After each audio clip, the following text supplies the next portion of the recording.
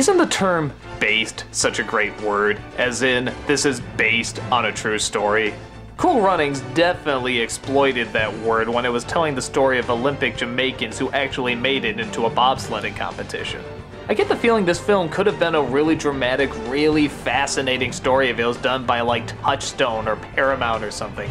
But because it's Disney, we gotta play up the goofy and funniness of these guys trying to make it in the Winter Olympics.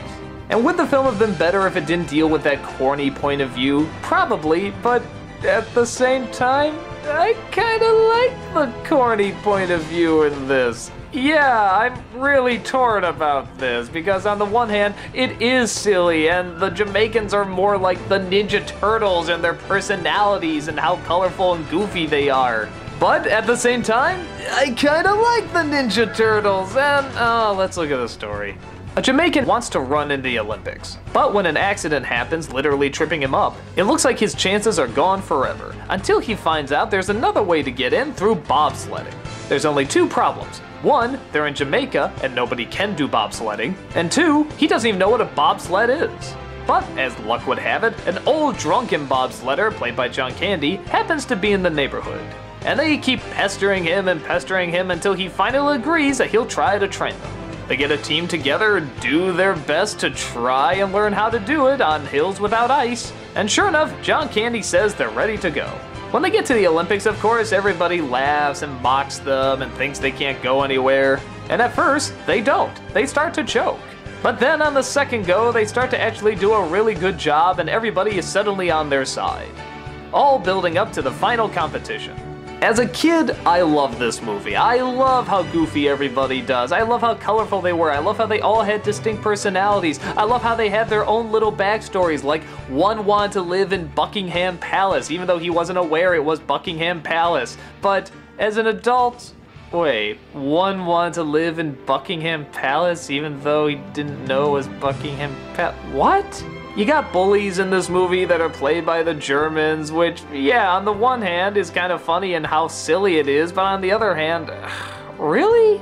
The ending, which I won't give away, is actually a very heartfelt and inspiring ending, but yeah, even that goes a little too corny. It's just, I don't know, there's a very fine line of an audience that will like this movie. You have to be ready for that corniness. You have to be ready for the slow clap and the dramatic turn and the really corny, goofy moments with the really corny, goofy music playing. And okay, let's say you're not a fan of that. Is there anything in this film that's redeemable? Well, once again, as with practically any role that he's in, John Candy is fantastic. Every time you see this guy on screen, you always shout, man, did he leave too soon? Why didn't we appreciate him more when he was around? He just took every role that he did so seriously, whether it was a comedy or a drama or something in between like this. He captures the pain and weight of a guy who cheated in the Olympics originally, but then wanted to come back. He wanted to do it because he felt it was right and he wanted to give other people a chance. He wanted to do it because that's what the Olympics are.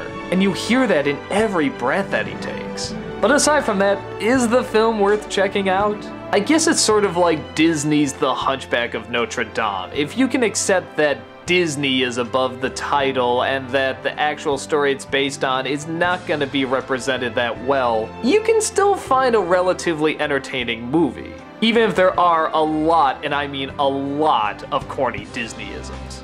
But to all the actors' credit, they do what they need to do pretty well. When they need to have the funny moments, they're pretty funny and over the top, and when they need to have the dramatic moments, they do that fine too. Are the side stories really forced and contrived? Yes. Did they probably not happen? Most likely.